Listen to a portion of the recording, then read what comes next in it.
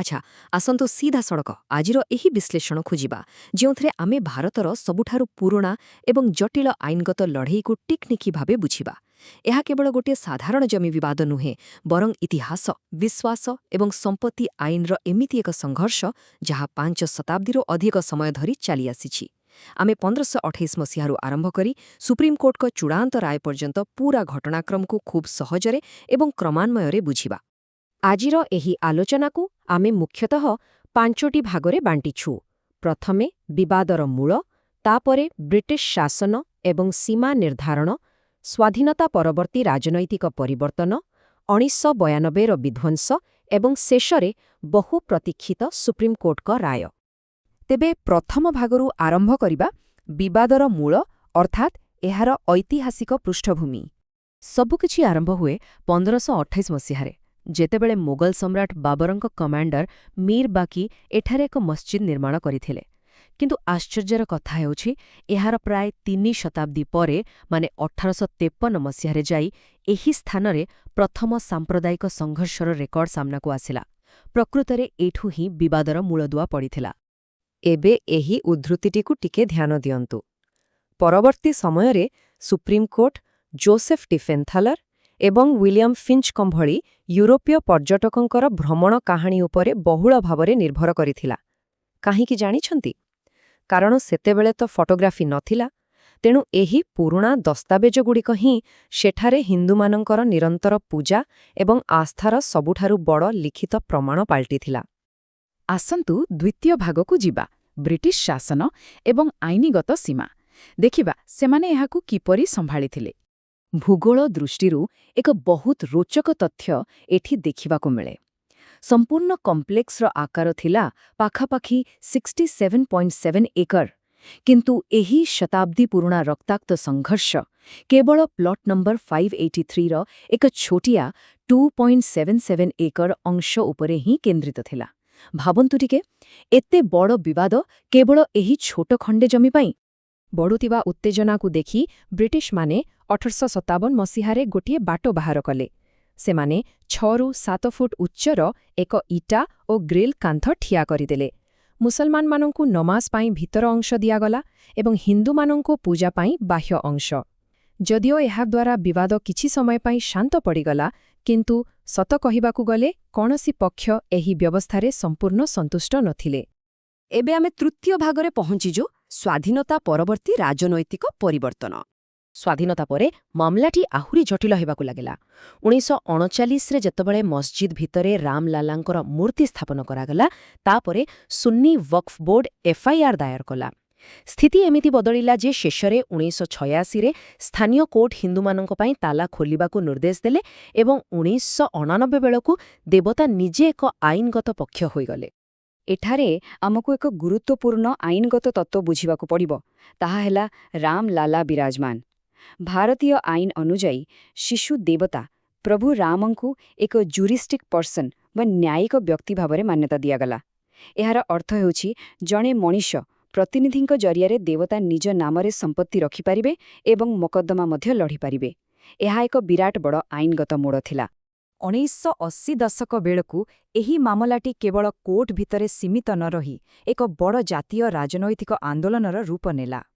ଗୋଟିଏ ପଟେ ଶାହାବାନ ମାମଲା ପରେ ଶାସକ କଂଗ୍ରେସ ଦଳ ଉପରେ ମୁସଲମାନ ତୁଷ୍ଟିକରଣର ଅଭିଯୋଗ ଲାଗୁଥିଲା, ଆଉ ଅନ୍ୟପଟେ ବିଜେପି ଏବଂ ଭିଏଚ୍ପି ଭଳି ସଂଗଠନଗୁଡ଼ିକ ମନ୍ଦିର ନିର୍ମାଣ ସପକ୍ଷରେ ଜନସମର୍ଥନ ଏକଜୁଟ କରିବା ପାଇଁ ଦେଶବ୍ୟାପୀ ରଥଯାତ୍ରା ଆରମ୍ଭ କରିଦେଇଥିଲେ। ଏହି ରାଜନୈତିକ ଉଷ୍ମତା ଭିତରେ ଆମେ ପହଞ୍ଚୁଛୁ ଚତୁର୍ଥ ଭାଗରେ, 1992ର ସେହି ବିଧ୍ୱଂସ। ଡିସେମ୍ବର 6, 1992। ଏହି ଦିନ କରର ସେବକମାନେ ବାବ୍ରି ମସଜିଦର ଢାଞ୍ଚାକୁ ସମ୍ପୂର୍ଣ୍ଣ ଭାଙ୍ଗିଦେଲେ। ଏହି ଘଟଣା ପରେ ସାରା ଦେଶରେ ଯେଉଁ ଭୟଙ୍କର ଦଙ୍ଗା ବ୍ୟାପିଲା, ସେଥିରେ 2000ରୁ ଅଧିକ ଲୋକ ନିଜର ପ୍ରାଣ ହରାଇଥିଲେ। ଏହା ଇତିହାସର ଏକ ଅତ୍ୟନ୍ତ ଦୁଃଖଦ ଅଧ୍ୟାୟ ଥିଲା। ଢାଞ୍ଚା ଭାଙ୍ଗିବା ପରେ ଘଟଣାଗୁଡ଼ିକ ଖୁବ୍ ଦ୍ରୁତ ଗତିରେ ବଦଳିଲା। ତତ୍କାଳୀନ ଉତ୍ତରପ୍ରଦେଶ ମୁଖ୍ୟମନ୍ତ୍ରୀ କଲ୍ୟାଣ ସିଂ ଇସ୍ତିଫା ଦେଲେ ଏବଂ ରାଜ୍ୟରେ ରାଷ୍ଟ୍ରପତି ଶାସନ ଜାରି କରାଗଲା। ପରିସ୍ଥିତିକୁ ନିୟନ୍ତ୍ରଣ କରିବା ପାଇଁ କେନ୍ଦ୍ର ସରକାର 1993 ଆଇନ ବଡ଼ରେ ସେହି ପୂରା 67.7 ଏକର ଜମିକୁ ଅଧିଗ୍ରହଣ କଲେ ଏବଂ ଏହି ଘଟଣାର ତଦନ୍ତ ପାଇଁ ଲିବରହାନ୍ କମିଶନ ଗଠନ କରାଗଲା। ବର୍ତ୍ତମାନ ଆମେ ଆସି ପହଞ୍ଚିଛୁ ଆମର ଶେଷ ଏବଂ ସବୁଠାରୁ ଗୁରୁତ୍ୱପୂର୍ଣ୍ଣ ଭାଗରେ, ଚୂଡ଼ାନ୍ତ ସୁପ୍ରିମକୋର୍ଟ ରାୟ। ଦେଖିବା କୋର୍ଟ ଏତେ ବଡ଼ ଜଟିଳତାକୁ କେମିତି ସମାଧାନ କରେ। ସତରେ ବିବାଦୀୟ ଜମି ତଳେ କ'ଣ ଅଛି ତାହା ଜାଣିବା ପାଇଁ ସୁପ୍ରିମକୋର୍ଟ ପ୍ରତ୍ନତାତ୍ତ୍ୱିକ ପ୍ରମାଣ ଉପରେ ନଜର ପକାଇଲେ।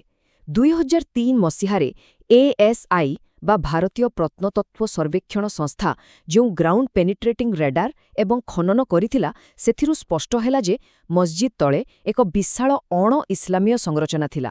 ମାନେ ସେହି ସ୍ଥାନଟି ଆଦୌ ଖାଲି ନଥିଲା। ଯଦିଓ ASI ଏହା କହିପାରି ନଥିଲା ଯେ ମନ୍ଦିରକୁ ଭାଙ୍ଗି ହିଁ ମସଜିଦ୍ ତିଆରି ହୋଇଥିଲା, ତଥାପି ଏହି ରିପୋର୍ଟ ମାମଲାର ମୋଡ଼ ବଦଳାଇ ଦେଇଥିଲା। ଏହା ପୂର୍ବରୁ 2010 ମସିହାରେ ଆଲାହାବାଦ ହାଇକୋର୍ଟ ଏକ ସନ୍ତୁଳନ ଆଣିବାକୁ ଚେଷ୍ଟା କରିଥିଲେ। ସେମାନେ ସେହି 2.77 ଏକର ଜମିକୁ 3 ଭାଗରେ ବାଣ୍ଟିଥିଲେ। ରାମଲାଲାଙ୍କୁ ମୂଳ ଜନ୍ମସ୍ଥାନ, ନିର୍ମୋହି ଆଖାଡ଼ାକୁ ରାମ ଚବୁତରା ଏବଂ ବାକି ଅଂଶ ସୁନ୍ନି ୱାକଫ ବୋର୍ଡକୁ ଦେଇଥିଲେ। ହେଲେ ଆପଣ ଭାବିପାରୁଥିବେ, ଏଭଳି ବଣ୍ଟନରେ କେହି ବି ସନ୍ତୁଷ୍ଟ ହୋଇନଥିଲେ ଆଉ ମାମଲା ଯାଇ ପହଞ୍ଚିଥିଲା ସୁପ୍ରିମକୋର୍ଟରେ। ସୁପ୍ରିମକୋର୍ଟ ଏକ ବଡ଼ କଥା ଉଲ୍ଲେଖ କଲେ।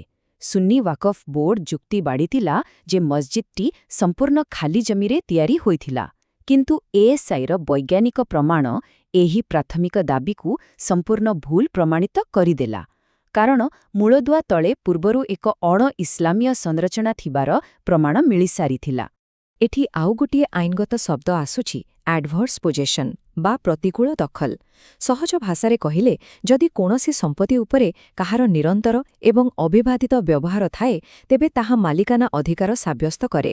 ସୁପ୍ରିମକୋର୍ଟ ଦେଖିଲେ ଯେ ହିନ୍ଦୁମାନେ ସେଠାରେ ବାହାରେ ପାଖରେ ନିଜର ପୂଜା କେବେ ବି ବନ୍ଦ କରିନଥିଲେ।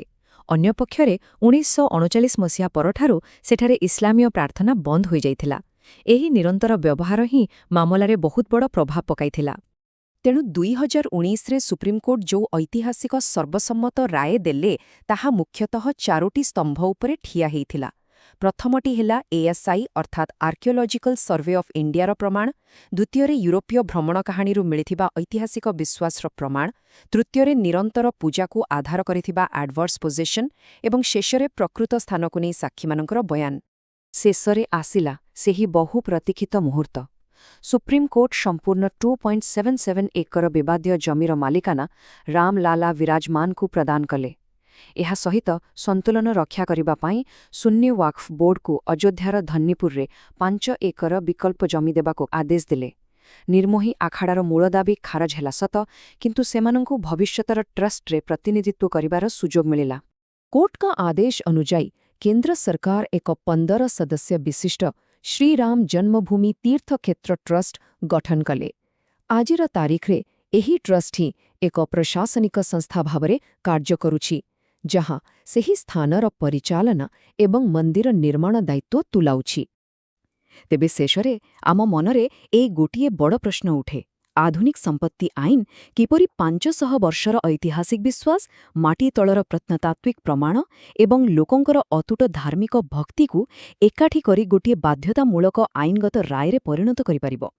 ପ୍ରକୃତରେ ଏହା ଆମ ସମସ୍ତଙ୍କୁ ଚିନ୍ତା କରିବାକୁ ବାଧ୍ୟ କରେ ଯେ ଶତାବ୍ଦୀ ଶତାବ୍ଦୀ ଧରି ଚାଲିଆସିଥିବା ମାନବ ବିଶ୍ୱାସକୁ ଆକଳନ କରିବା ଆମ ଆଇନଗତ ବ୍ୟବସ୍ଥା ପାଇଁ କେତେ ଅଭୂତପୂର୍ବ ଏବଂ ଜଟିଳ ପ୍ରକ୍ରିୟା ଥିଲା।